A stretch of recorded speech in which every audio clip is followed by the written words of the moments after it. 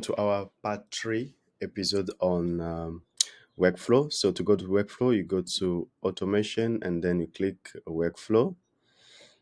Yeah, so we're gonna do create workflow from templates. So we're gonna talk about tell team members when a form is submitted. So use templates. Okay, so Hubspot provides like a lot of different kind of template that you can use. So this one here is 30 members when the form is submitted. So always be prepared. So use to always be prepared for next meeting with an automated notification. Let yourself or a team member know the moment a meeting is booked. Consider adding tasks and or next steps to help prepare for the meeting. So what you'll need, the form your contact will fill out to book a meeting. So here you have the contact enrollment. So you can see there. So you click, check there is where you want to click so that you can select the your form. Yeah, there's nothing yet. So yeah, you're gonna select the form there. Select the form you save, and then after that you add an action. So the action is gonna look like this.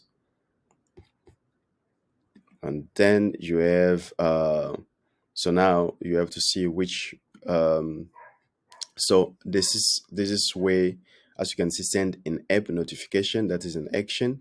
So you can get any action because this is a template. It comes with an action already, but it's just adding notification. You look for notification, and then you can see the send in app notification.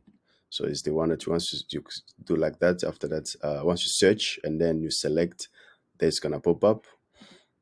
And then you click, so send to users. So you can send to your team members. It can be a single or two people or more.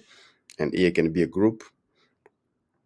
And then here also can be an existence owners. Notification can be in desktop or mobile. And then after that, you can put your, so you put your subject here, and then you can use like some personalization token if you want to add there, and then just to have you can just customize this one if you want to, but or you can just use it as it is.